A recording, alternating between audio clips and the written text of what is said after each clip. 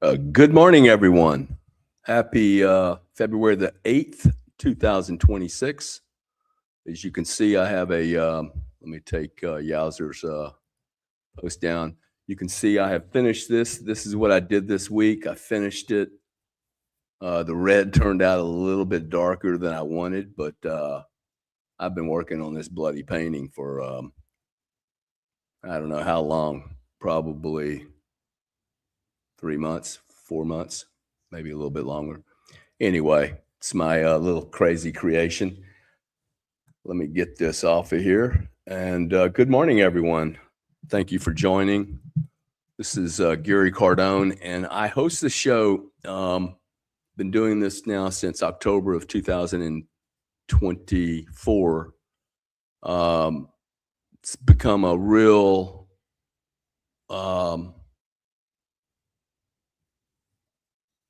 I was going to say pet project, but that's not the right word. A love of my life. Actually, I'm really, really enjoying these. My intention for all of you guys that are joining, and thank you for being here. I see Phil Gain B in the room. Just Color, DuBois. Yowzer was here first. Well done, Yowzer. We got Rich Leap 6718. Thank you for being here, man. Mel M always here. 100%er. She's awesome. You guys follow her. Pongo's in a room. Oops. What happened here? Uh-oh. I'm having problems. Yeah, Pongo's in a room. Thank you. We got Wizzy. I haven't seen you here before, Wizzy. Good morning. Tim Blanche. I am one of one. Yes, sir, Bob. And we are one, all connected together. I do believe that the paradoxes in this one of one has so many cool ramifications. You know, I am one of one, but it does not make me better or less than you. It does not make me disconnected or necessarily connected in any way. I get to decide as a one of one. And I choose to believe that there's greatness in every human being. I've never met someone that didn't have genius in them. I've never met anyone that did not have genius in them. And I've met many. In fact, I have met most who have never discovered their genius. And I think that's really, really, what's the word? I was going to say sad. I'm really trying to be careful with the communication I use. The words. I notice people use words very liberally. For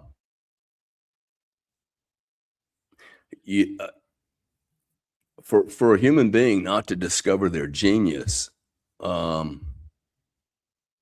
what greater value could I create for humanity other than for someone to be able to discover what is right or wrong for themselves and how to really engage their God likeness? I can't imagine a better purpose. So that's why I do these. I bring intention here to help. I bring intention. I sell nothing. I will never ask you for Bitcoin or crypto or money. So if somebody hits you up from some of these other sites pretending to be me, it is not me. I will not ask you for a date. I'm not going to meet you in Chicago for pizza, girls, and you do not need to send me any money. So just be careful. We got Hitch Slap in the room. Hitch runs a room on Saturdays, does a very, very good job. Good to see you, buddy. Thank you. He's in Australia. Always very supportive. David Kiefer's in the room. David's awesome. David's always here. David, you're awesome, dude. You guys should follow all these people, okay? This is a great community. I tried opening these rooms where we could all chat, but it just didn't have the same kind of vibe of the session. So, but you guys should all connect with each other, because if you see people coming here every day or every Sunday, most of these people, psychopaths, are not going to show up here, okay? Crazy people are not going to show up here consistently.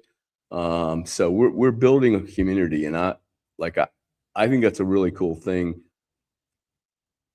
In part because the reason I'm doing this is I was complaining one Saturday night that I didn't have community to go to, that I didn't have a place to chat, that I didn't have a place to, just have a conversation about what's going on in the world and how can I actually be better at what I'm doing. And it dawned on me that not only do we not have enough geniuses in the world that have discovered their geniuses, but what we're really lacking, and this is why I'm here, um, and this is why I remain unaffiliated with any other people or organizations or institutions, is that it dawned on me the same time I was being critical of not having a place to go to, it dawned on me that the rarest thing on this planet in the 21st century, the rarest thing is an honest man. The rarest thing is an authentic, honest human being. And when I discovered that 2 years ago, it really hit me like a thunderbolt, that we have so little authenticity. And if I'm going to do something, and I love supply and demand metrics, everything I've ever done is based on supply and demand. As soon as I noticed, wow, there's 21 million Bitcoin, that's finite. And then I started looking at like Jennifer Selden. I'm like, wow, she's unique. Look at Mark Kramer. He's unique. Never going to be replaced. One of one. Tim Blanche is unique. Okay. And Arthur Dent is a one of one. Laurie Spearn is a one of one. Okay. And what do I see people doing? I see people like, oh, I don't like her. Don't like him. Don't like him. I'm like, dude, it's a one of one. It's a one of one. I like art. Okay. Let's just see something here. It's a one of one, dude. You guys can bitch and complain and say, hey, it's dumb and your daughter could do it or you could do it. Do one. Okay. That is a one of one. And I'm a one of one that has the ability to create. And I have the ability to, how do I create? I imagine. Okay. Imagination. And this is what we're going to be talking about today. I'm really excited about today, actually. Don't feel 100%, but I'm really excited about today. Imagination. I have imagination. I get to decide whether I'm going to use my imagination or whether I am not. Are you using your imagination correctly? In fact, I would love you. Oh, if you come here, you need to bring a notepad and you need to bring a pencil. And I don't care how rich you are, bring a notepad and bring a pencil. Okay. This is an hour of discussion, and I don't care how great you are or what you've been doing in your life. There are not enough authentic human beings on this planet. If we can grab 5 people to be authentic, and the more powerful you are, the more important it is for us to have leaders who are authentic. Leaders who are authentic and cannot be bought, cannot be sequestered, they don't muffle their voice because they're powerful. They have go fuck off money. And I'm encouraging these men and women to become authentic and to use their power, okay, use their influence and power and knowledge and connections to help us make being authentic cool, okay? Make authentic something that people demand. You should demand authenticity from anyone that you follow, listen, or spend money with. I mean, this authentic thing is going to cut deep. Okay, when you start looking at the suppliers of our food chain, our pharma chains, our entire retail chain.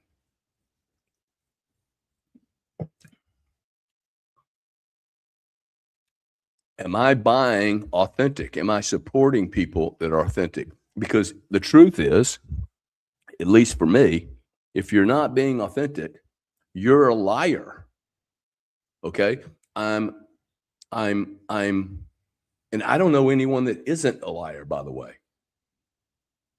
Okay? We go through our lives trying to make people like us, do business with us, approve of us.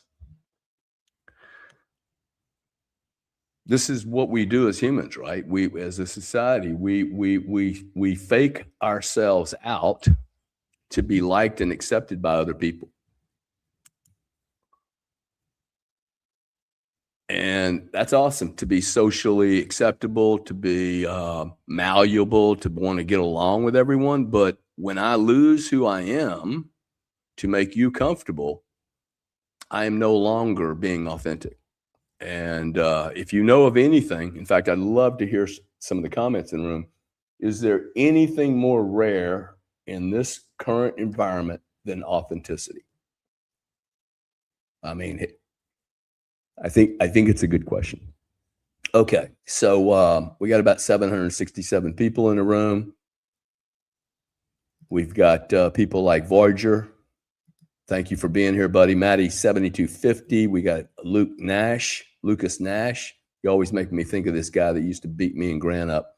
Jennifer Seiden. How do I say your name, sweetie? Seiden. Thank you for being here. You're always here. You're awesome. You guys follow her. She's in a lot of rooms on Spaces. We got the one and only Fibaswamy. What's up, man? Good to have you here, buddy. He's always here. He's a market player in various markets, market timer, trader, charter, and awesome guy. You guys follow him. And looks happy to me. Lots of love. Thank you for being here, dude. And we got that's alive. I guess that's regarding the painting. Oh, the painting's still on. Sorry, guys. Let's see. Do you enjoy this more than painting? Gary, do you enjoy the I don't really enjoy these until I start them. This is something that, like, I get worried about it. Not overly worried. Because the truth is, I really do come here. Who created that brush for me that turned into the I am? That was cool. I think that was Jennifer or somebody. But I come here with the intention of being used as a paintbrush that doesn't have a bunch of paint on it yet. And I am really attempting just to channel a message. I make very few I don't prepare all the comments. And I generally just ask to be a channel of information and knowledge, and allow the conversation to go wherever it goes. Because the truth is, what I'm doing is I am doing the I am. Okay, the painting. 4 years ago, I had not decided to paint. I was painting, but I had not decided to, hey, I think I can actually have one more profession. I've had 4 or 5 different professions in my life, different careers. I've had a really weird life in that I've been able to, I haven't had a career in one thing. I've had a career in 5 things. And I think it would be cool with all the things that I've ever done and it dawned on me one day, all the businesses that I had been creating were from blank canvases. And that's my expertise is, oh, wow, give me a blank canvas and I will create something on that blank canvas. I happen to do it in business. After 5 of them, I was like, hey, I think I'm actually a creator. And once I recognized that creating, because it dawned on me prior to that even, that I was able to navigate all these different industries, from energy to payments to crypto to real estate. I've been very agnostic about the industry as long as it was really, really big and it was intellectually stimulating. I would have interest in it. But I would get bored after a while. So in looking at the painting, I was like, hey, all these industries that I ever moved into, I use this technology called I am, which is I am good at this. I am a leader in this industry. I am making this much, or I have used I am since I was 22 years old. And so all I'm doing here is, I'm not here to tell you what to do with your life. I am stepping into the boots of my ability, which are communication and leadership. and I own these things. Okay. Why do I own them? Because I have been saying since I was 22, I am a great leader. I am a great warrior. I am a great leader of good men. Okay. I am a good teacher. I am a good communicator. Now, I've been saying this since 22. And guess what? 50 years later, dude, I am a good communicator. I am a good leader. Uh, Now, ask me about my math, ask me about my all kinds of other things. I may not be so great at them, okay? But I tend to focus on things that I'm really good at. I don't see a need for me to go and learn something and do something that doesn't fit my genius. Okay, so all I'm doing here is going through an exercise of I am. I'm actively putting paintings up that I am going through, and um, why am I doing that? I'm trying to show everyone, hey, look, you may not like my art, but my art is getting better.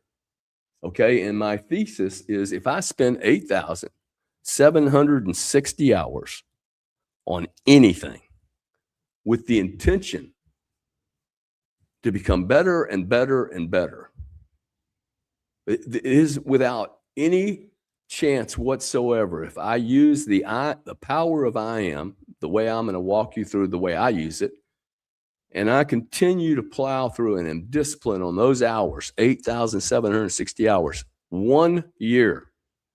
That is the number of hours in 1 year. I will become a master. Okay. And maybe not a master artist, but I will become a master at something. Maybe it's just the understanding of colors, or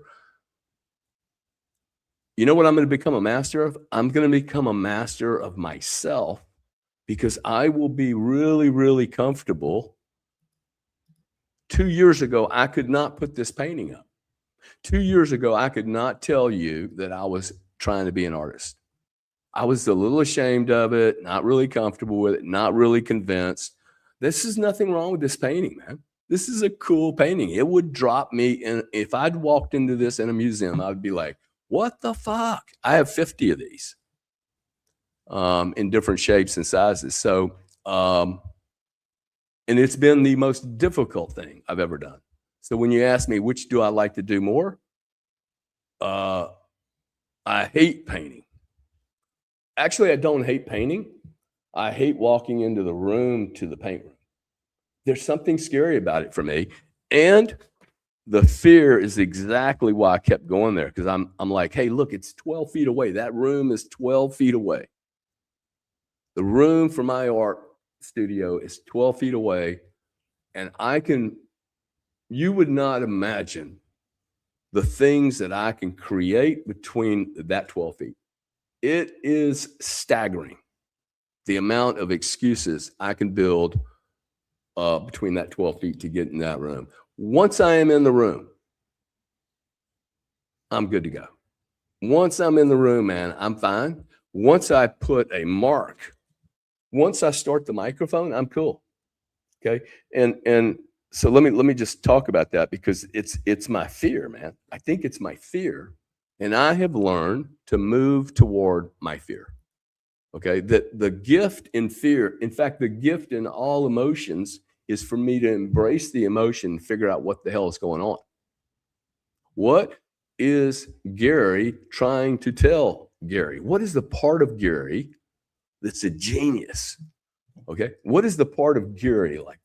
He knows everything. Okay. If I am open to listening to myself more than I'm willing and desiring to listen to other people approve of me and of my actions. And by the way, why would you ever listen to someone who has less success than you do in the area that you want to improve in, and not listen to yourself? You know what you're comfortable with and what you're not comfortable with. I know. Okay. Now the fear is the discomfort, but it's that fear that says, hey, don't go in there. You might discover something, or look, there is special feeling in your body and my body Sometimes they're accurate, and sometimes they're trying to keep me away from a part of me that I need to learn. Okay, so the genius is discovering self. Look, most of you guys spend more time, most of humanity spends more time reading the maintenance, what's the word I'm looking for? The operating manual for your automobile. You'll spend 2 hours after you buy a car, 3 hours looking at the operating manual, and you spend 10 minutes a day at max looking at the operating manual of Tim Blanche or Anthony Canaflo, right? Or XRP Mullet Head. Like, seriously, man. We spend no time looking at our operating manual. This is Gary Cardone. He is a complex entity. He's lived multiple lives. I actually believe that, okay? Why do I believe I've lived multiple lives? Because I know stuff that I shouldn't know, okay? There's like, if I get into certain frequencies, I've literally never looked at a color code, a color chart. I refused to look at it. I didn't want to understand it because I wanted just to understand naturally. Hey, I think I understand colors and how they work together. I probably don't understand how acrylics and oils and heavy fat oils and lean oils work together, or how to stretch a canvas. But I know what colors I dig. So I've gotten off track. But what I'm trying to say is that authenticity is the rarest thing on this planet. It is the thing that solves 99% of our problems would be solved with authenticity. And there is no way that you or I are going to discover our genius without being authentic. Okay. In fact, I'm going to say that's a prerequisite. Genius only discovered with authenticity.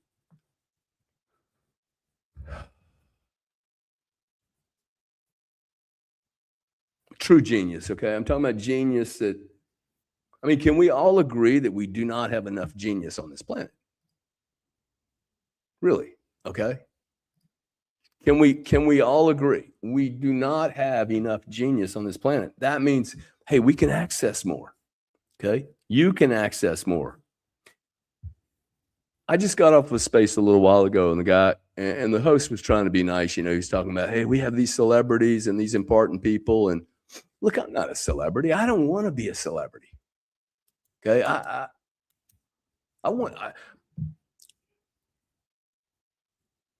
want to be a fucking genius. Okay. I want to be an example of what being an awesome human being is. That's what I want. I want you to do the same thing. I'm not scared. When I was younger, I was a little scared of people. I was scared of the competition. And having lived a few years now, I'm like, hey, there's not really any competition. There's plenty to go around. If you're in this mindset, hey, there's not a lot to go around, I can't get mine. I think that is I think you're saying that, hey, I'm not enough. I can't get my fair share without cheating. Okay. I'm not talking about cheating either. Okay. I'm talking about playing the game fair and square and not abusing or taking advantage of people. And at the same time, not taking advantage of myself. Okay. And tapping into my authentic self.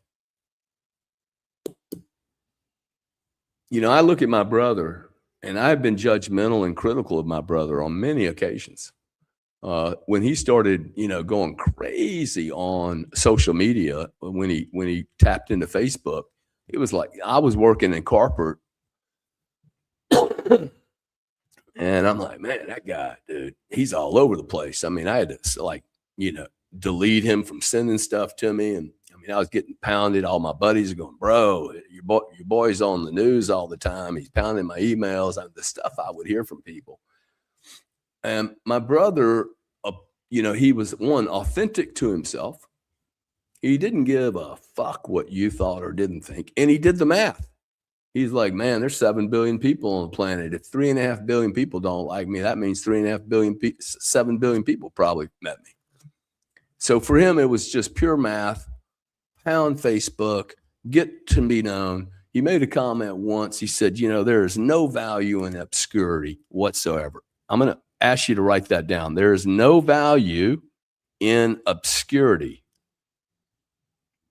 It's one of the greatest things I've ever heard my brother say, and I hate it, by the way. Hate it.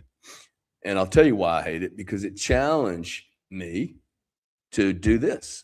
In fact, it challenged me to stick my nose into social media and become a more known human being. I haven't really resisted doing this, being a public figure. But the concept of no value in obscurity, I'm going to ask you to think about how obscure you are, and is it serving you and or the greater good of humanity? Okay, now we have a lot of tension on this planet today. We have a lot of factors pushing against each other, and I think people are going to have to come out of the closet. Okay, I do. I believe that the humanity is coming to a showdown, coming out of the closet. What do you stand for? What group do you stand for? And what do you not stand for? And what can you not stand for? Being obscure at this point, I don't think it's going to pay us a lot of premiums. I think that I have to get out. I have to push. I am a good communicator. I cannot, and I am a good leader. I cannot then decide to be obscure. I mean, what's up with that, right? I can't, oh, wow, I have these gifts, man, and I'm going to go hide in a cave. Now, again, what is the intention? What is my intention for doing what I'm doing? Okay. And if it's to make money, okay, cool. If it's to be authentic to helping the world, I personally don't need membership fees and some money. Okay. Now, but it still doesn't mean I shouldn't help. Okay. Whether I turn this into a profit center or whether I do it just out of the goodness in my heart, it shouldn't matter. Okay. But when he said that there's no value in obscurity, I was like, wow, that's fucking heavy duty. Okay. So I watched him be hated, get sued, and he just stuck in, dude, just kept pounding and pounding and pounding and pounding. And now everybody looks up to him and says, hey, look at what he's done. He was disciplined. He knew who he was, and he was unwilling to be unauthentic to some extent. I'm sure there's areas that he has also to improve in. In fact, I know there is. All right. So where are we? We're 30 minutes into this thing. I'm just yapping and chapping. Rich Leap's talking about my painting. Thank you, my man. Excuse me, guys. I had a date. Was it Thursday? Yeah. And then just picked up a bad cold. Mel M. Thank you, Mel. Good morning from the autumn wind. Kristen Crooks is in the house. Good morning. Good morning, Kristen. There's some people I haven't seen before here. Zierra, One World Order, baby. Okay. Wow. Wouldn't it be cool? One World Order of authentic people. Davis doesn't want us to have God like anything. I don't know what that means, but okay. Gary, I am all week and feel 100% more positive. Hey, who's doing the IMs? Can you tell me in here from a scale of 1 to 5, 5 being, hey, I did IMs morning and night. I'm rocking, dude. I've got success. I would love to hear your wins. Okay. You cannot tell me there aren't wins here. Okay. I mean, the wins for me are crazy. Fucking crazy. I mean, my brother was over here, last week? He's like, bro, you're becoming a good artist. And my brother collects art. There's no reason for him to say that shit to me. Now, if I can get him to pay $100,000 for one of these pieces, we'll see, right? Then we'll know. But he collects some art. And where's the red painting with the faces? Where's the red painting with the faces, dude? I showed it to you, man. Mike is an awesome human being. Mike, good to have you here, buddy. That's the painting, dude. Anyway, we got lovely, a couple thousand, 1,500 people in the room. Dude, this is so awesome, man. Okay. People all coming together as a communion, as a church, as an organization, as a decentralized group of people all coming together just for 1 hour, just to hang out, a frequency around a harmonic. Okay. It might be worth, if you're interested, to write down the word frequency and harmonic. Okay. I have always been, I don't think I always knew this, and maybe my brother has a perspective on this because he sees it from the outside, but I have always been really dialed into frequency. I should say always. I always kind of searching. Like I have been searching, it seems like my whole life. And I have a rule, okay? And the rule is when I walk into a room, I look around and I look for the leaders, right? I look for the leaders, teachers, the boss man. And if I don't see it, I know, hey, if I don't see it, I really should step into that role, okay? I walk into an environment, whether it's virtual or real, and I ask myself one question. And the question is, hey, do I bring value here? Or am I a observer here? Observer means I don't bring any value. I'm observing and learning. And, oh, I bring value here. I have something to contribute. If I have nothing to contribute, I do not contribute. I observe. I may ask questions that allow for a better communication and understanding, but I am either a solution to the problem or I should stay the fuck out of the way. And to me, this is real simple, okay? If I'm not part of the key solution to something, I should step back and not interfere unless I'm adding value. That is a frequency. Okay, that is a frequency. We all know people who go to the meeting and you come up with an idea and they go, well, how are you going to do that? How are you going to do that? How are you going to do that? How are you going to do that? How are you going to do that? Ooh, got to change this, got to change that. That's all a negative frequency, okay? The how's my mic, by the way, guys, even when I yell. The how is less important than why. Why would we do something like this, okay? If we could do something like this, would it not make sense? If I could create a church where 2,000 or 3,000 people access I am, this is my thesis 2 years ago. Well, if I could start a community, call it I am genius. And there's I thought 200 people would show up here, okay? I didn't know 4,000 people would end up in a room here. But if 4,000 people show up for 5 years and they're doing I am, and we turn 10 people into geniuses, into, hey, these people have tapped into their fucking power. If Mike Mack or other people that are already successful, I don't want to use my say Yvonne like accesses this once a week and then she starts really tooling into it and she 100x's her, universe, right? How could that be bad for me, man? How could that not be a monster use of my time to bring a frequency to the table? And, maybe if I didn't have some modicum of success behind me, no one would take me seriously. But the truth is, I think if I just did this over and over, it would still attract a lot of people.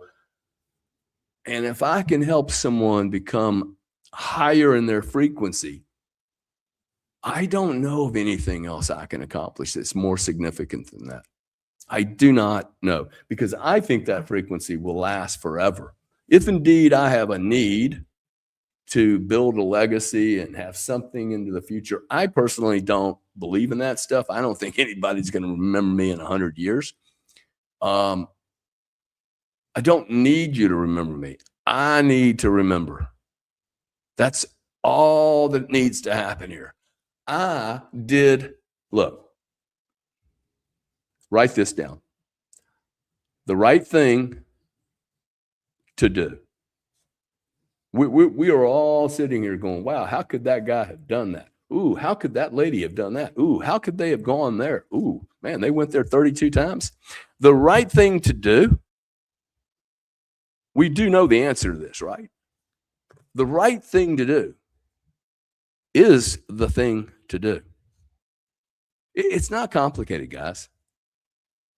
Okay. You ask yourself once, hey, what's the right thing to do? And you know the answer immediately. Oh, the right thing to do is for me to go bang that 12-year-old. No, I don't think so. I do not think there's anyone's going to get comfortable with, hey, that's the right thing to do. The right thing to do is not, the right thing to do is actually report these fucking crazy people. Okay. So the right thing for you to do is the right thing to do. It is not complicated. The wrong thing to do, but notice how I'm trying to focus on the positive. The wrong thing to do is be someone other than yourself. The wrong thing to do is not to figure out who the hell you are. Okay. The wrong thing to do is to not ever figure out, hey, you know you're good at something, yet you have this little guy on your left shoulder that constantly tells you you're an idiot, that you can't do it, shouldn't do it, and will never be good at doing it. Okay? The wrong thing to do is not to figure out how to get control of your thoughts.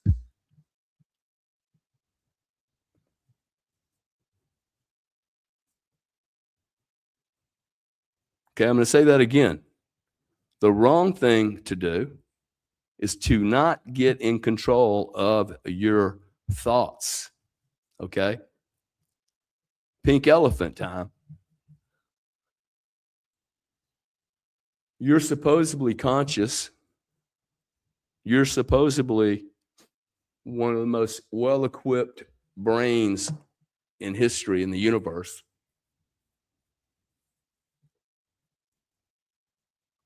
You're supposedly in control of this domain that you have, your bones and skin and blood and brain and thoughts and imagination and creation. So I'm going to give you, especially most successful people here, I just ask you to do an exercise and see how much control you're really in over your thoughts. Control over thoughts. Okay, I'm writing that down. And I'm going to put a big fat question mark on it. Why is it when I tell my mind, hey, chill, dude, for 30 minutes, I want you to think of nothing, relax, just empty your mind, and then to observe how many thoughts pop into my mind. Yep, I have told me to chill, blank out, don't think of anything, but all of a sudden I get all these commentary, question marks, thoughts. I'm trying to suggest that most everyone has gone to the gym at one point in their lives, have done extreme exercises, have worked like slaves to build a business, but you think if you spend zero time on the ability to control, muscle through, flex, extend your thoughts, okay?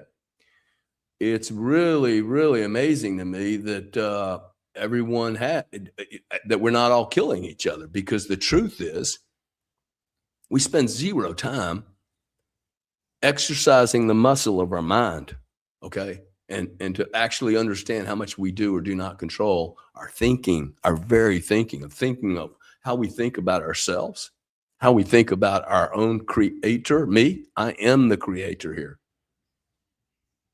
Once I have been created, I am the creator. That's all I do. I create or I destroy. I've never really thought about it this way, but imagine if I was 3 years old and I have been just encouraged to be the creator. Gary, you are the creator. You're Gary, the creator. You have creation in you that others don't, imagination unlike others. And what is imagination? We spend so little time thinking about imagination. What is imagination? It is my greatest skill set. It's the difference between me and my dogs. I can imagine, I can dream, I can have a vision of my future, which creates a potential, okay? It's a potential creation. Imagination is potential creation. Potential creation. It is not creation, it is an imagination. Simply sitting in my ether. Ooh, this is what I believe, or I have this picture. It only moves into creation through action. Action destroys the doubt, and doubt will stop the action. Okay, so I get imagination. I then move into, oh, this is potential creation. It is not creation. It is simply a potential creation. I then move past imagination and actually add the action piece of this. That is faith. Okay, faith. Faith is me doing something, not me getting on my knees and praying about it for 37 years. Imagine, take the action of the imagination to get better, to do it, to engage in it. And then I have created something. And guess what I've created? If I do it enough times, and I think if I do it 8,760 hours, anything, I will go from imagining to creating value. I will have had a value creation event that no one can take away from me. It is rare, it is unique, it is a one of one, made by a one of one, and I'm not competing with no one. I'm competing with absolutely no one, and I'm happy because I'm authentic to myself. I'm not doing something I don't want to do. Okay, I'm not selling pharmaceutical drugs because Gary has a sales IQ. All right, good. Doesn't make me want to be a pharmaceutical salesman. I don't care how much money you pay me. I'm not going to be a salesman. Nothing wrong with being a salesman, by the way. Okay, but it is not my imagination. It is not my imagination to be a doctor. Okay, so one of the great ways for me to figure out the I am, because most people have never done this I am work. All you got to do is I am Gary Cardone. That's the way I know myself. And the reason I'm saying I am Gary Cardone is, hey, let's identify you're not anyone else. Okay? I am not anyone else. Just saying I am Gary Cardone. And I think it is limiting. I can get into this. I am more than Gary Cardone, but I am Gary Cardone at least identifies me. I am not Bob. I am not my brother. I'm not my sister. Okay? I have nothing to do with the way you guys think and what you want to do. But as long as I am authentic in discovering this uniqueness about Gary, and the uniqueness is what makes all of us feel so awkward when we're in junior high and high school, and then we continue our awkwardness throughout our entire adult lives and never talk about it. Now, one of the things X has taught me, I don't think any of us have grown up out of junior high school. In fact, the Bitcoin industry has really taught me that. But this X thing is like, it just seems like we're all stuck in junior high school. at least with our communication tools and abilities. Sorry for going. See how that's a negative frequency, what I just said, and see how it kind of threw me? But it's really true, man. It's really true. Like, I cannot analyze a situation incorrectly and get anything accomplished. And once I recognize, wow, this is junior high behavior, dude, I'm like, oh, maybe I need to communicate that way. Okay. Or not. But most certainly I need to understand, oh, wow, there's a level of communication here that has not matured, both within ourselves and between each other. If you have discovered your genius, you don't need to be here. Okay. And in fact, if you can just write down 2 or 3 people that you think discovered their genius, I think it would be awesome for you to do that. Write down people that you think have or are on their way to discovering their unique genius. I think your list is going to be pretty small. I cannot say my parents did it, my sisters, any of the people I've ever worked with. I don't think they maxed out. None of my girlfriends or wives have ever. I don't know anyone. I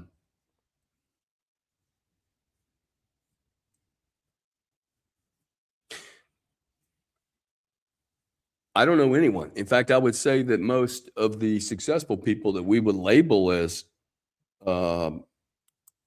arrived, they'll all tell you too that they underestimated their ability. Weird, huh?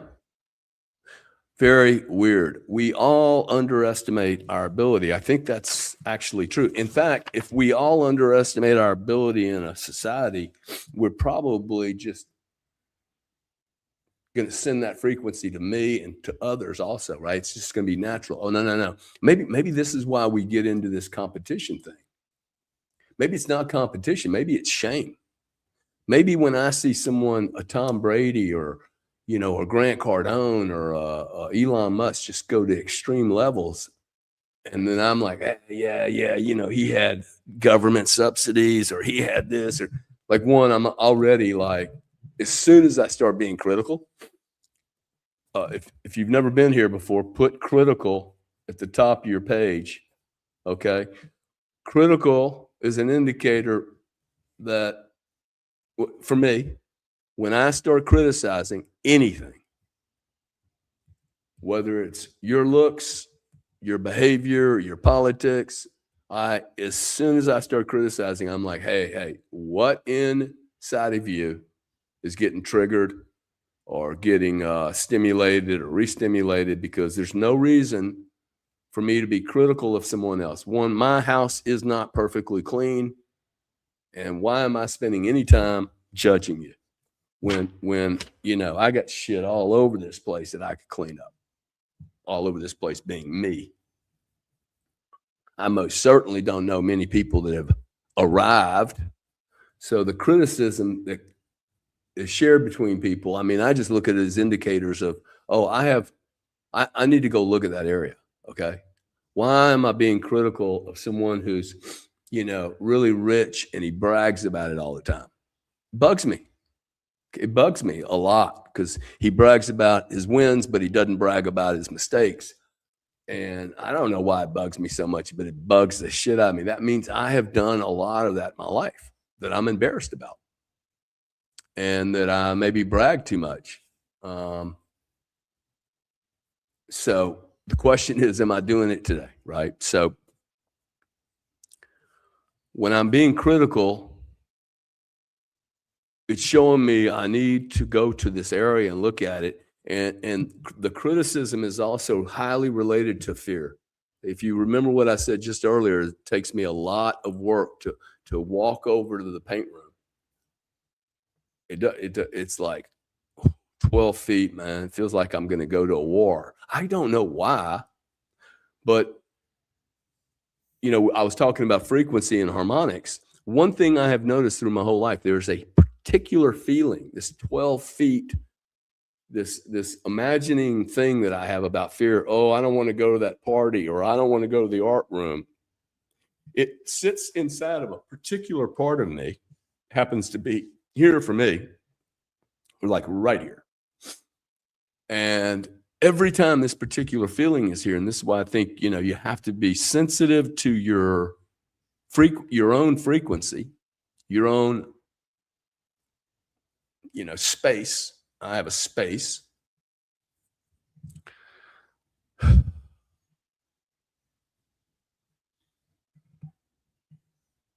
I think I am telling myself at all times what I need just by what I need to be doing. Okay. First, I figure out what I am not going to do. I am not going to be an accountant. Okay. I am not going to be a doctor. I'm not going to be a physicist. I eliminate so many things that I don't even have to worry about. And then I'm left with, okay, I know what I'm not. Okay. What can I be? What am I? And as 23-year-old, 8-year-old, or 4-year-old, I'm like, dude, I need to play, dude. I need to be young. I need to be playful. I am greatest when I'm playful. Okay. There's like, if I paint like an 8-year-old, I'm awesome. When I get too serious about anything, it all goes away. When I get too serious about anything, and I think we all take ourselves too seriously. Seriously. I mean, we take ourselves so seriously. By the way, that's an indicator to me something's wrong, because the frequency of being serious is kind of low. I mean, think about that lawyer. Ooh, this could happen, that could happen. Okay, yeah, shit. The world could end tomorrow morning, man. We could have polar flip tomorrow morning, and we're done. I have to live like, hey, I am living right this second. I'm alive right now. I can waste a bunch of time. I can. You can waste a bunch of time if you want.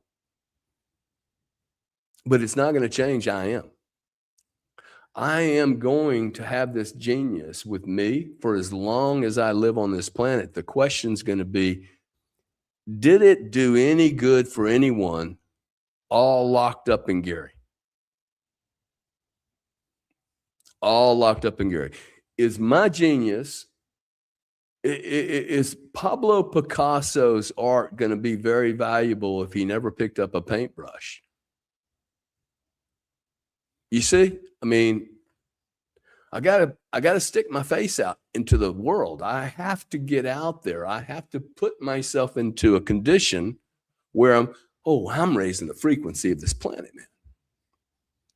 Not for you, but for me. Okay? You don't have to be like goody two shoes. Like goody two shoes people don't do much. Okay? We need ball busters, man. Like, we don't need people to be perfect. We need people to be great. Okay? We need people to be great. I need to do my genius thing. I cannot imagine me bringing more value to the planet. Okay, I think I could create 100,000 jobs. I can't do more for the entire planet than to go, I'm going to bring my frequency up and my authenticity up, and maybe other people will do the same thing. Okay. If there's not enough authenticity in the world and you're looking for something to do, stick your nose in that pool. There's nobody here. Please stick your nose in the authenticity pool. The planet most certainly needs it. You need it. And it will be the most difficult job you've ever done in your life. The most difficult job you've ever done in your life. Okay. Because you can't be half authentic. You can't be kind of authentic. And I'm not saying I am 100% authentic. I am doing the fucking best job I can, just bringing up the conversation of frequency, harmonics, and being authentic is staggering, I think, because we don't talk about it. Okay, we don't talk about the difference in people that say, how are we going to do this versus, hey, let's talk about why, dude, because the why is important. The how is based on how many people and much money you throw at something. The how is always easy. If the why is big enough, If the why is big enough, the how is easy. Okay. The how is easy. Great pitch, by the way, if you're pitching institutions. Okay. Let's determine why we're doing this, not how difficult it's going to be. And you will have many, many poo-pooers. It's the middle people, dude. It's all the people in the middle. They're always going to be in the middle. If you want to be in the middle, keep doing what you're doing. If you want to be on the lower end of the middle, keep doing what you're doing. I am really selfish. Okay. I do not want to be in the lower bucket. I don't. One, it requires just as much energy to stay in the authentic band as it does swallowing bullshit all day long, getting on your knees and taking the thing in your mouth, taking it nice and deep, or getting on your knees and taking it in the back. Like literally, this is such an easy decision. I'm either a prostitute or I'm an authentic human being. Pretty rich, pretty hard, pretty rigid, but I think it boils down to, am I on the side of goodness and justice and high frequency, or am I contributing to darkness? We are so close to this point. I hate to get political, but I think I have to. I don't think you can stay in the center right now. Okay. I think we are at a juncture in humanity's existence that you're going to need to pick a side. Pick a side. That's probably the wrong terminology, but staying in the middle in this gray, you are my enemy. Okay. Just be real clear. Low harmonics, low frequency, poo-pooing, doubt. You're my enemy, man. It is the mass of mediocrity and apathy that will kill us. Okay. The bad guys way out on the edge, there ain't that many of them. Okay. They're super bad. They're super inauthentic, but it's the middle. It is you middle people, the 80% that allows us to go on, because you just keep taking it right up the ass over and over and over and over again. And funny enough, you keep supporting the very people that are screwing you in the butt. Okay. Because what we need to do is go, no, I'm not spending money with you. You're a creature. I'm not spending money with you. I'm not doing this. Oh yeah. It's so convenient to go to McDonald's. Well, one, it's fucking very expensive. It may be convenient, but it's extremely expensive in that there's no real value of food there. And the monetary value that you exchange is destructive. You can make a hamburger at your house. You can make a great hamburger at your house. Like I cancel LinkedIn. Okay. You'll notice, you probably don't notice because it doesn't really matter, but I'm not live on LinkedIn. I cannot support LinkedIn as long as Reid Hoffman's there. Now, am I going to get in trouble? I get phone calls. Dude, you're going to get in trouble doing this. Look,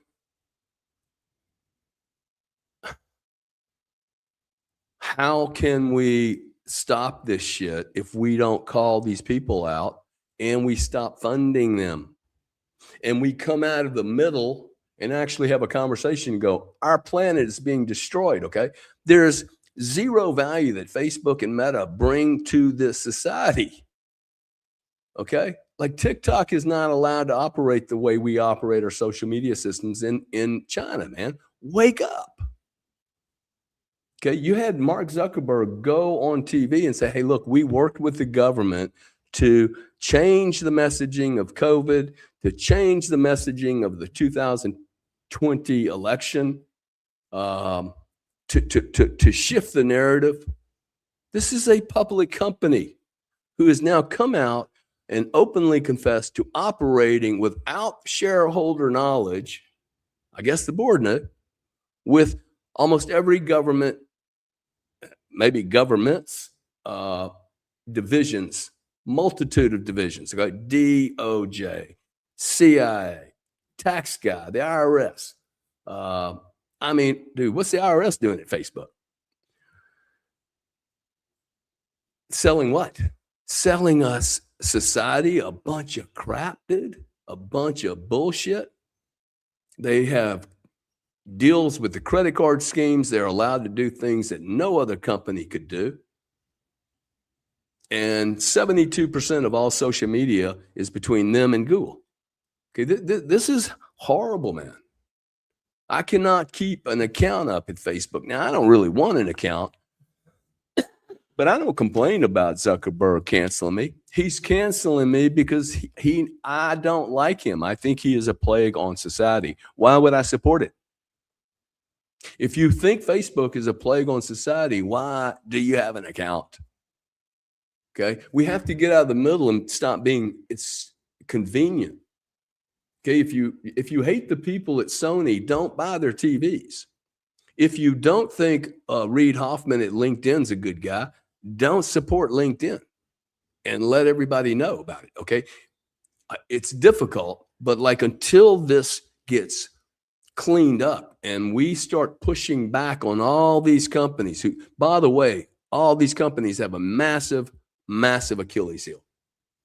And I don't believe in doing the whole go through politics and go talk to your congressman. Do that shit, okay? You stop spending money with these mofos. In 90 days, okay, every one of these companies have to report quarterly earnings. If you don't like the job Disney's doing, sending messages to your babies, to your children, stop going to their place, man. Disconnect your account. Tell them to fuck off. Tell Bob Iger to enjoy his retirement because he's a scumball. But stop spending money with the enemy, man. Look around. You know, I don't want anybody necessarily to do this, but I'm staggered how few people send me any money whatsoever for this show. And it's not like I've even made it easy. I don't even know if I have a payment system on here. Dana might be able to tell me, but I don't receive things from people for free. I exchange value, dude. I don't want to receive something and not give back value. When I see people spending money with the criminals of this society, with this world, and then they bitch about the same group of people, I'm like, why don't you just stop spending money with them? Well, it's, I've got to make a living. I don't have to have a LinkedIn account to make a living. Google can shut my fucking Gmail down. You don't like Google. You guys don't like me, dude. I don't need you to. Okay. If X doesn't like me, I'm not going to sit here. If Elon's a bad guy, Elon can shut me out. Okay. I'll move somewhere. I cannot be a prostitute and worry about some big guy hammer me because I'm telling my truth. Okay. I'm not talking about telling my truth to excite wars and revolutions. I'm just saying, hey, let's talk about being authentic. Okay. So I think I got off a little bit off case there, off point. Cole's not helping me, but okay. So we've discovered a few things, right? Why you're doing something is more important than what you're going to do or how you're going to do it. And this is what gets into my head. Like when I first started doing these shows, the first day, I made a huge mistake. The first day, at the very end of the session, I was like, wow, man, there was, I can't remember the first day. I think it was 1,000 or 2,000 people in. And I don't think there's 2,000 people in here, 2,400 people, it says, but maybe half of those are really here right now. I don't really know. I wish he would make it a lot easier as to how many people actually are at an event at any one time, and they're not robots. I don't think there are many bots here. But at the end of the show, I'm looking at the audience count. I'm like, dude, if there's going to be 1,000 people here, I think there was 3,000 or 4,000 people in the room. For the rest of my life, I'll do this as long as I'm able. I'll do this if there's 1,000 people interested in IM. Now, I said that. Now, the cool thing about me is I've made a deal with myself a long time. I keep my deals. If I tell someone I am going to do something, I do it. Okay. There is no condition where it's not okay for me to undo that. The IRS called me up once. I was living in California, 2005-ish. They said, hey, you owe us some money, man. And you have to, I said, well, what if I don't pay you? They said, well, we'll put a lien on your house or something like that. And or you'd have to sell your house or whatever. And I said, lady, if I owe you money, of course I have to sell my house to pay you. I owe you money. I mean, see, for me, it's just like, hey, like if I owe someone something, I owe someone something. So the trick for me, I open my mouth and I just let it slip out. I said, look, I'll be here for the rest of my life. 1,000 people here, 2, 3, 4,000 people are here every Sunday morning. So now I'm jammed into this. Oh, but it's my trick. Okay. I obligate myself into the future. This was really good for me to say, because then I have no way to like rationalize, reason, start being logical about not showing up, whether I want to be here or not. And there have been times on Sundays I'm like, man, dude, I don't want to do this. I have nothing. I'm empty. I am empty and empty. And guess what I do then? I show up and I'm just empty. Okay. And hey, I'm struggling. This is hard. This is hard. Okay. But I don't think it's anywhere as hard as being mediocre.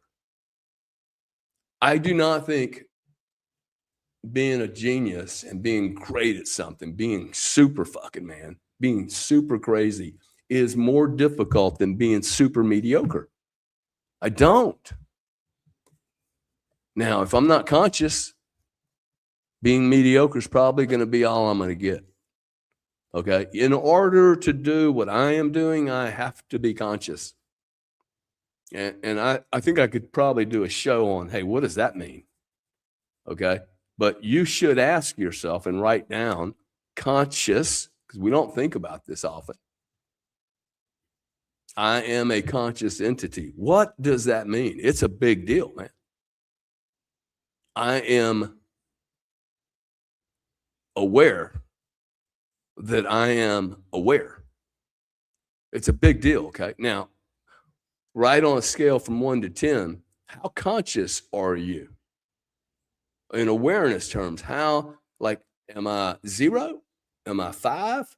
Am I 10? Guarantee you not 10. 10 being the extreme of conscious awareness, almost, enlightenment.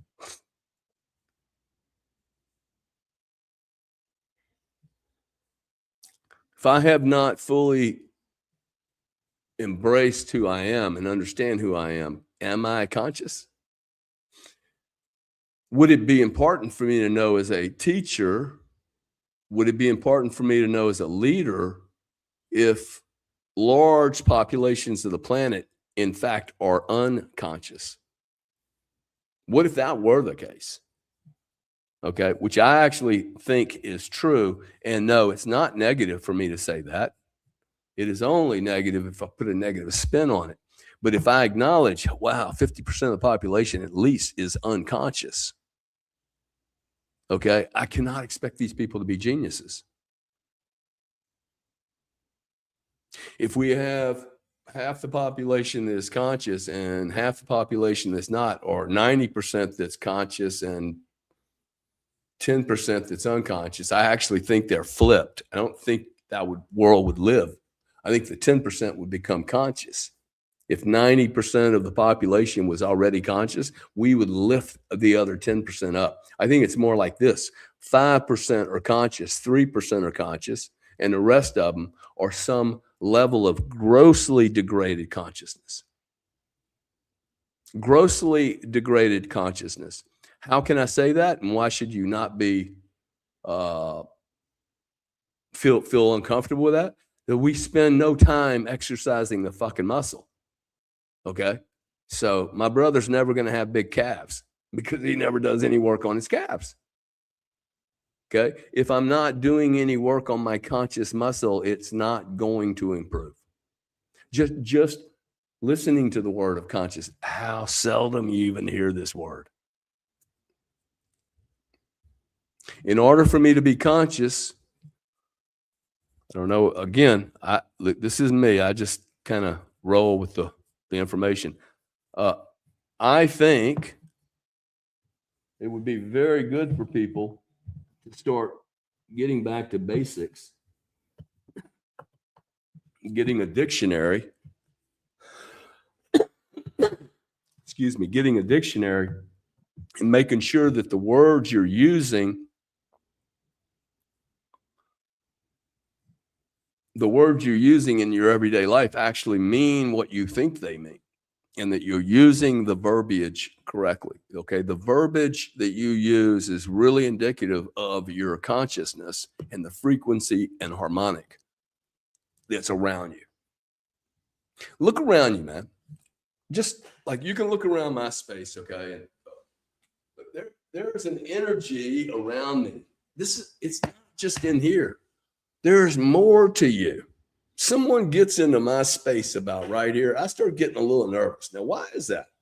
Dude, I'm telling you, you start hitting me from about right where that microphone is. It's close enough for me.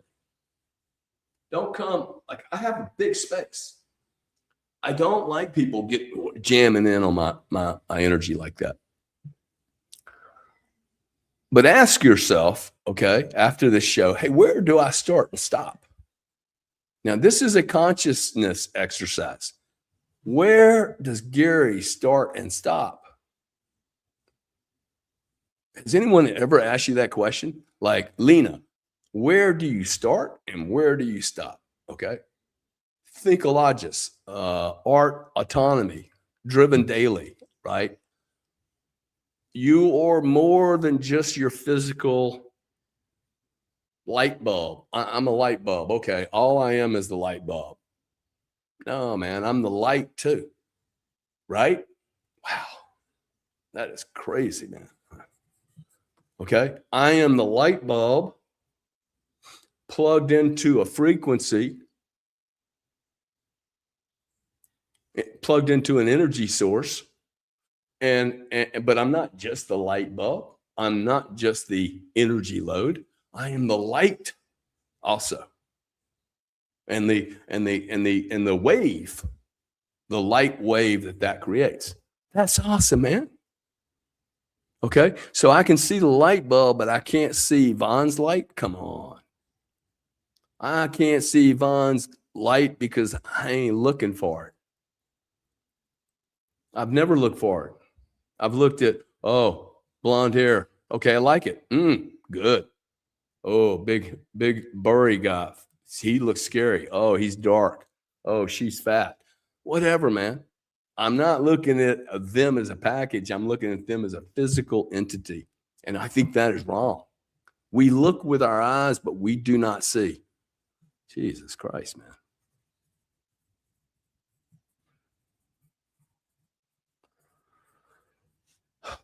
We look with our eyes, but do not. Wow.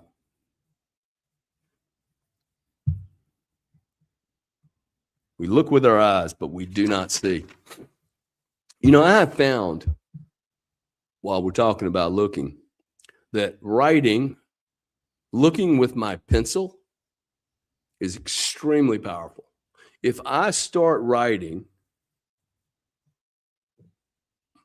dude, I just start writing. Okay. Now, what am I doing? I'm imagining. I then move into action. Okay. Move beyond potential. I move into action. I start writing. I am clear. I am awesome. I am aware. I am conscious. I am a good leader. I am a good teacher. I am Gary Cardone. What does that mean? I am Enviro Manico. What does that mean?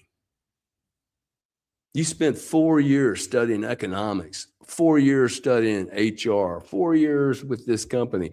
Spend 1 hour a year on I am Gary Cardone. What does that mean? No wonder I have no clue who I am. I spent no time figuring out who I am. I know more about my competitors than I know about myself. I go into an industry and I become stupidly smart on that industry. I'll know every player, every little piece of the puzzle to the best of my knowledge. And then when I don't, it drives me absolutely mad that I got into an industry I didn't know this piece was hanging over here. Why don't I take that same approach to self? Because this self is employed by me, whether Exxon employs me, whether you employ me, whether I have money or don't have money. I'm stuck with me. I am either the asset or the liability to both myself and to the world, and I get to decide which I am. I think it really, am I a liability or asset? I think it's a good question to ask yourself. Okay. Once you realize, oh wow, I'm a liability. I'm a liability there. I'm a liability there. I'm a liability there. I'm a liability there. I'm a liability. You're going to hit on something you're not a liability in. I don't give a fuck where you're a liability. Okay. If Yvonne isn't good at anything but one thing, all she needs to do is find that one thing she's great at, man. Why would she bang her head on something that she's not great at? The reason I'm a liability, I don't know anything about it. I'm not interested in it. I have no education in it. Maybe don't have any affinity. Okay, if you know a lot about a subject, but you have no affinity about it, dude, you're a liability, man, because you have no joy around it. There's no creation. There's just, yeah, I know a lot about it. There's no bet. It drives me crazy, these investment guys in Bitcoin. They come in here and they pontificate. They have a bunch of thoughts and they have $12 of Bitcoin. It's like, dude, you should have just sat down and listened. You should not be pontificating. This man will be broke for the rest of his life. He broke and broke in. And he will be so critical of people like me. He'll be like, why did that guy get richer than me? Well, because I wasn't pretending. That's why. I wasn't pretending. I wasn't doing something for short-term benefits. Oh, I get some followers. See grown men bragging about how many people they got as followers yesterday. It's staggering to me, okay? Extremely well-educated people that get a hard-on for getting a couple of hundred followers. Dude, I think we have bigger things to do than how many people follow me or like me. So where did we start here? This is week 69 of me doing this. We started with imagination equals what? Potential creation. That's it. That's it. It's potential creation. You have created nothing other than an image. When was the last time you sat down and just imagine what your next 10 years is going to be like, or your next year, or imagine, hey, I find a great question to ask myself when I'm doing this exercise, and you guys are clearly going to do this exercise. Otherwise, you wouldn't be showing up.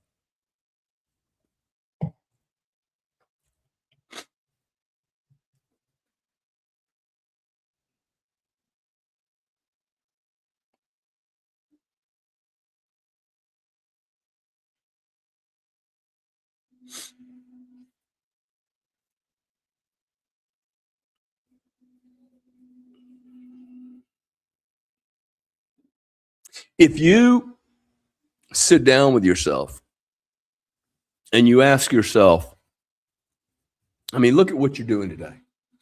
Okay, look at what you're doing today. And ask yourself, hey, look, you go to a doctor, and the doctor says, hey, man, you got 1 year, bro. You've got 1 year to live. When I'm trying to imagine who I am as a human being, or a God asset, or a universal light, I have no idea, okay, what I am or what my full potential is. I know it's a lot more than it is. I know that my potential is much greater than what I'm behaving it is. But I think a great question, and I think this works throughout your entire journey, is, hey, I'm going to die in 1 year. Okay. Not if, and, or but I am fucking down, dude. Where am I going to spend my time for the next year? I asked myself this question about a year and a half ago, and it was a staggering answer. Again, this is why I think you have to write, because if I just did this in my head, I would not. I, I may forget it because the answer was so profound. And I don't know why the answer is the answer it is, but it was the answer. And I said, okay, Gary, just pretend like you have 1 year to live. And like, what are you going to do? Like, how are you going to spend the next 365 days, dude? And it was shocking to me. Okay. Now, the reason I said, hey, write this down, because had I not written it down, I may have forgotten this happened. I want you to think with that. Oh, wow. Gary had this major revelation happen in a microsecond, by the way. These do not happen over like months and months and months. Okay. Most of the greatest information I've ever been given hits me like a freaking thunderbolt. And if I'm aware and conscious, it's like very impactful. But if I don't stick it down in concrete and glue that motherfucker down, excuse my language today, but if I don't glue it down, okay, and really look at it, wow, that came out of me. You know what I said? Hey, if I only had 365 days left to live, I would go talk to my daughters and on day one, and then I would spend the rest of my 364 days painting. I could not believe I said that. Okay. Paint, paint, paint, paint, create, write.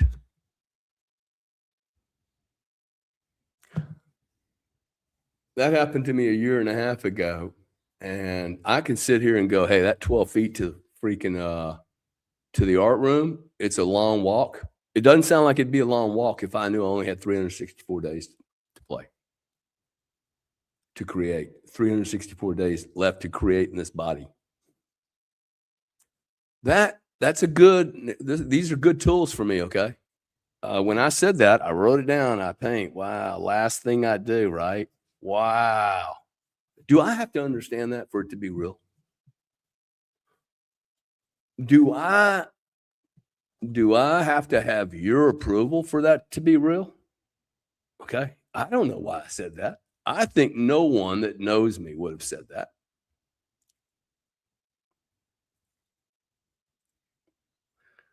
I paint for the rest of my days. I'm like, dude, how can I not pay attention to this?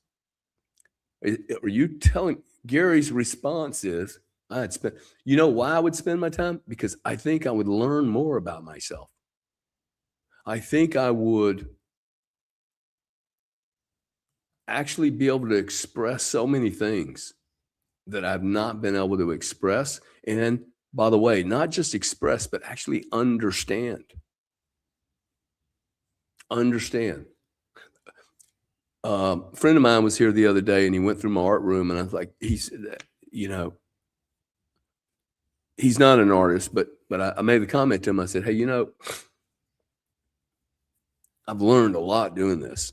And I find it staggering because I've been such a gangster kind of business guy. Gangster meaning just really serious about it. And the art is so not like that. And I made the comment, I said, I've never seen black and white. I love white and black. I think they're awesome colors. I've never seen them argue with each other. Not these colors. I've never seen any of the colors. I mean, maybe some great artists are going to say, dude, there's no colors arguing with each other here. It's no one's arguing with each other. Okay. Not a chance. Black does not have a racial disagreement on the color chart with black and white. It doesn't. And I looked at that. That was fascinating for me. I'm like, why would I look at a black man differently than I look at a white man? Dude? These colors don't fuck with each other. This is all in our heads, right? I found that to be fascinating. I think he found it to be fascinating. He was like, wow, I never thought about it that way.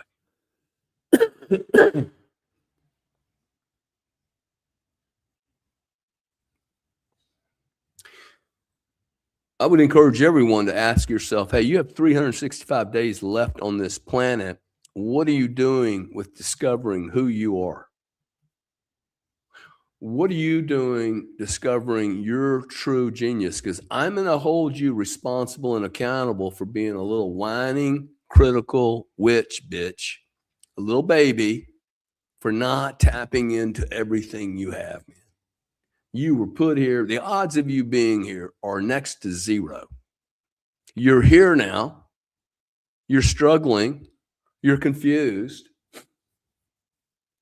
You know there's something not right. You haven't fully plugged in. If you were fully plugged in, your charge would be so large. So now we know, okay, we're operating at suboptimal levels. We most certainly are not max efficient. When I'm not being max efficient, when my business isn't running perfectly, what do I know? I know there's a booger. There's a problem. There's something not perfect in the system that needs to get fixed.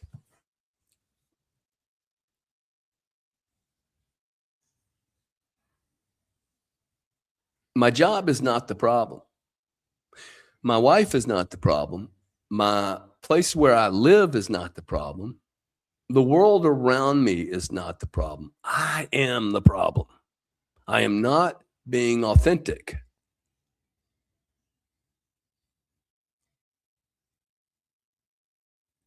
With myself. I have to get authentic with myself first.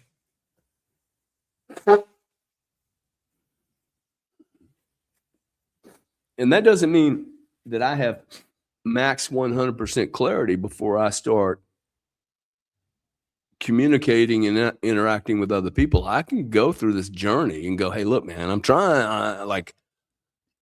I do not believe I will ever be 100% conscious. Because I think the reason is I think my muscles for rationalizing and justifying and being lazy, not manning up, I'm just probably weak. But when I even say that, I'm like, why would anyone want to be less than 100% of themselves? Can you just ask yourself that question? Why would I want to be less than 100% of self? Can we all agree? 100% of us are not 100% tapped into self. Can we all agree? My brother has not tapped into 100% of his ability. I promise you. Okay. Love him to death. But do you see the point I'm trying to make? Dude, we have so much upside here. We have tried for 100 years to turn this into a material world, to turn this into a world where Gucci purses and Range Rovers and houses, jobs that you make 65,000 or 650,000 or whatever is the import of life. What kind of car you drive, house, girlfriend you have. We spend all our time chasing that and spend no time chasing self, chasing the very treasure inside me. I mean, literally, I spend more time learning how to swim than I do learning how to take a venture inside of self. I spend 4 years learning accounting and liabilities and debts and assets. And they're all lies. And no time on self. I may go to a psychology meeting, but I don't spend any time talking about I am untapped. I'm untapped, man. I spend at my office, I'll spend 14 hours a day learning about the energy system. I'll learn about ARCO and BP and Exxon, and every platform they own anywhere, how much volumes they have at each location. And yet I spend no time learning about Gary's assets, Gary's imagination. Remember, my imagination is unlimited and only limited by me. My imagination is only limited by me. I don't care what Laurie thinks, okay? I don't care what Just Swap It thinks. I have no limit on my imagination other than the one I place on myself. Okay? So this is a huge step. Imagination. See, I think frequency is first, but we'll get back to that next week.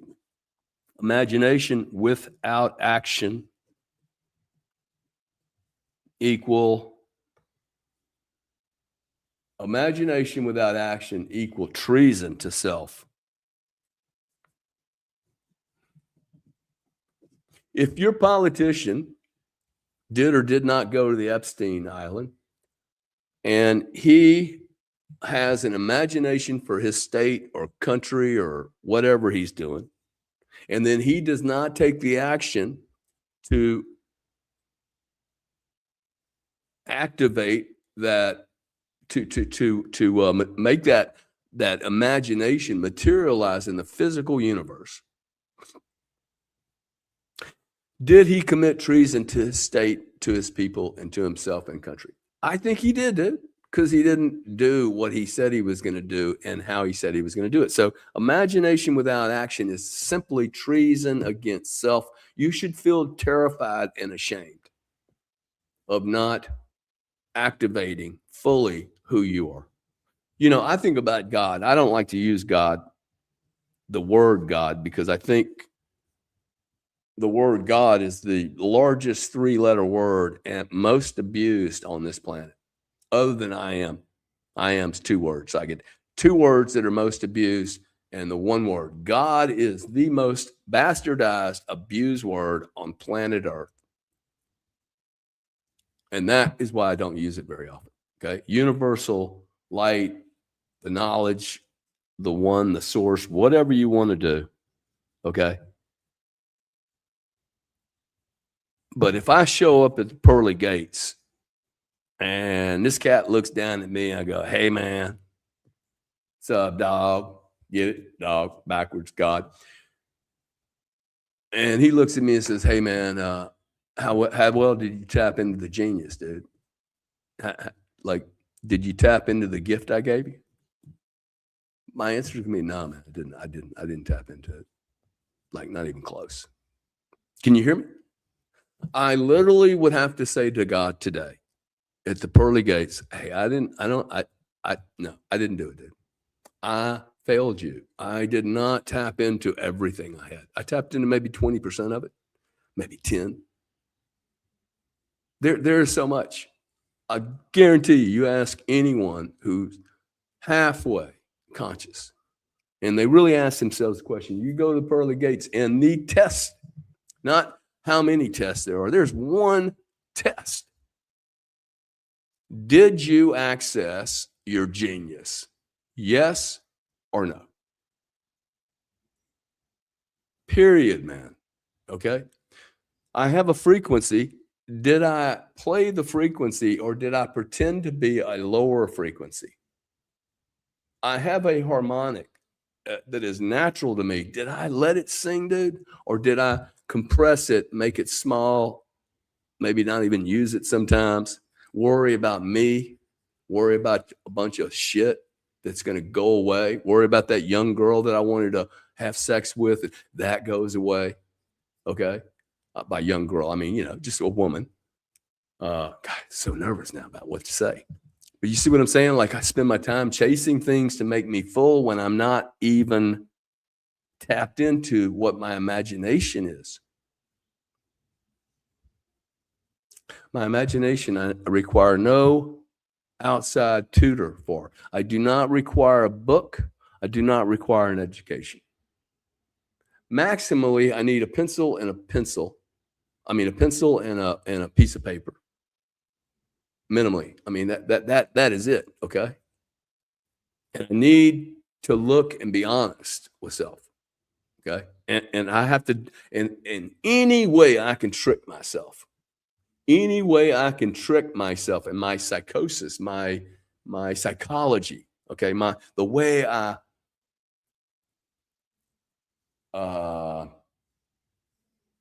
refine thoughts, like an oil company would refine a barrel of oil. Hey, it's not terrible. It's got some problems, this barrel of oil, but they'll put it into a refinery and then make it all nice and clean. I need to figure out how to take my imagination and turn it into something that's really productive. And put it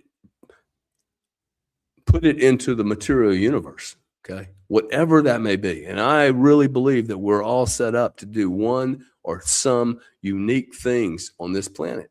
We're here for a reason. Maybe it's just to support somebody that's trying to do this, okay? I don't know. But what I do know is if we spend 40 hours a week learning how to be a good SaaS developer, or 60 hours a week being a good coder, and we spend 6 minutes a month in earnest attempt to understand myself and my imagination and what I am here to do, no wonder the world is messed up. No wonder you're messed up, and no wonder you're empty most of the time. That empty feeling. I can honestly say, having done this now for 2 years, maybe longer than that, I am the least empty. It's the only way I can say this. It's not about how full I am. It's about how not empty I am. I have less emptiness than I have ever had in my life. And I will tell you, I am doing everything I'm doing today is not the way I used to do it. I've reshaped so many things. And the reason I've reshaped them, because it is absolutely the right thing to do. I wish someone would have told me this. I wish when I was younger, I could have dealt with this. But the truth is, no one actually told me this. And I spent a lot of time with a lot of people, a lot of books. I've read a tremendous amount about self-discovery and spent a lot of time, money, and energy on searching. But I did not need to search that far. I needed to search inside me, within. This is not complicated. I'm a complex human being, dude. I have had many, many issues. This I am thing is massive. It makes sense to me that it's massive, and it makes sense to me why none of the people that sell stuff like this is using it, because there's no money in it. Now, I could probably make some money in it, but there's not really a lot of money into, oh, wow, anybody can get a $10 book. $10 book, sketchbook. This has lasted me 2 years, okay?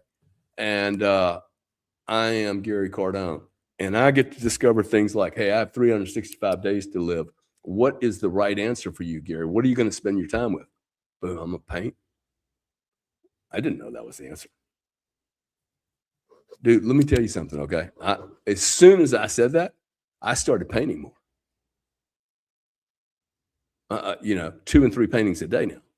So how can I look at that, not expecting the answer? By the way, whatever the answer is, but I wrote it down, dude. Last 364 days, I'm just painting like a mother.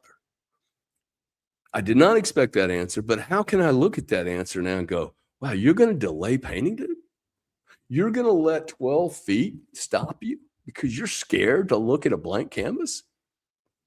Oh, I'm so sorry. It's a blank canvas. It's going to hit me. I mean, okay, I got to just take a mark, man. I got to move into action. Imagination, and we're going to end here. Imagination without action must be very frustrating. That's like getting all sexually excited and not doing anything with it. I don't want to necessarily, but like that'd be very frustrating. Imagine 30 years of getting sexually excited and having all this energy and creation and you do nothing with it. Do you think you're going to be frustrated and at some point just neuter the shit out of yourself? I think so, man. If I don't use my imagination and turn it into something productive, it will die. It'll get gray, man. It's atrophied. It's a muscle that I'm not using. I think everyone can agree, like in our school system, we spend no time on the imagination, none. That is heresy, man. It's the thing we do different than every other organism on this planet. Imagine plus action equal value creation, period, exclamation mark, period, and another exclamation mark. Imagination plus action equal value creation every time, will not fail. Authentic value creation. I hope you guys have enjoyed the day. I don't have much more. I'm either a solution or I'm a liability. In every situation that comes into my life, I am either a liability or a solution. When I am a solution, I am active. I am in action. When I am an observer or bring nothing to the table, I am passive and I do not play a role that interferes with what people are trying to do. Just so, everybody, I want everybody to know I'm here. I'm relevant. I'm paying attention. I'm watching you guys. Dude, I'm either part of the solution or I'm not. If I'm not part of the solution, I stay the screw out, okay? If that's true, there's no circumstances when you're looking at yourself, your imagination, and your life where you are not part of both the problem and the solution. And I'm going to tell you that you've been part of the problem too much and not part of the solution. I can say that honestly and accurately because you spend too much time talking about your problems and too little time talking about your imagination. You're being critical when you could be being critical of yourself. Critical in that I am critically analyzing who I am. I am with deep, critical, scientific alertness, observing Gary Cardone. I do not have a scientist does not have a predefined definition of the outcome. He is simply looking at critical data, analyzing that data, and coming up with, whoa, look at this guy, Gary Cardone. He is interesting. Let's focus on the interesting parts. Understand what the liabilities are, okay? May they not meet. And let Gary do what Gary does, great. You do what you do, great. And we're probably going to have an awesome planet. Imagination without action is frustration. I want you to critically think about who you are, okay? Critically, but not criticize. If and when you're criticizing, red flag, dude, red flag. Okay, warning, yellow light, man. As soon as I start criticizing people, okay, look within, dude. What's wrong with you? What's wrong? What's happening for you that you have to criticize this guy over here, okay? When I'm perfect, you guys let me know when I'm perfect and I'm allowed to criticize everyone. I don't think that day will come anytime soon. So look, we have one other thing to do here, and then we're out of here. You guys are going to have a great weekend. It's beautiful here in sunny Terra Verde, Florida, near St. Pete. Super hack of my life. Super hack. And I'm going to share it with you right now without any extra charge whatsoever. Wow, look at all the cool people in here, man. Yvonne's still here. Thinkologist is here. John D., Jennifer Selden, Charles Carroll, thank you for being here. Mama Crypto, Robert Marylis, Just Swap It, Eric Fox 614, Deckard 634, Laurie. So glad to have you guys. Just Swap It. Some cool people. Anthony's in the room. All right. You know what you guys got to pay for this, right? This 1.5 hours of stimulating intellectual downloads from the universe. We're going to all go out and do something really, really, really, really, really nice for someone else we do not know, and you're not going to take credit for it. You are not to take credit for your nice action or actions today, okay? You go out, pay for somebody's lunch without them knowing, maybe without them even knowing who you are. The benefits to you are awesome. One, you get back even with me. Yeah, baby, that's right. Okay, so you pay your service off with me for today, and then the person that receives the gift or the kindness, he's going to be impacted. And then, man, heaven forbid somebody watches you. Okay, watches two people, one person helping another person. The impact of another human being watching another human being help someone is spectacular. It may be more valuable than the two people themselves experience. So you got to go out, do something nice for somebody. Do not take credit for it. Don't tell your wife. Don't brag about it. Okay. Being nice is not a braggable thing. Okay. I expect you to be nice. I expect you to be mature. I expect you to be the genius you are. And when you're a genius, you don't make other people feel like shit. You're actually so grateful for finding out the holy grail of yourself. You know, we have so many people looking for the holy grail, and it's sitting right here. It's in me, man. I am the holy grail. Okay, you're the holy grail. You haven't even spent any time in the adventure of self. I hope this makes sense. It makes sense to me, man. Okay, it makes sense to me that every great book I've ever read about a great mission, a great adventure, they all are painful sometimes. There's sections in that are painful. The human being is lost in that adventure. They get off track. They have enemies. All I'm saying is that the whole adventure story is all wrapped around me or you. Okay, and as me, I am the biggest competitor to my own genius. I don't need to be worried about Yvonne or Mel or Charles taking something from me. I haven't even figured out what I am yet. Do you get it? Anytime I'm worried about the competition, I'm like, dude, maybe I should just look a little deeper.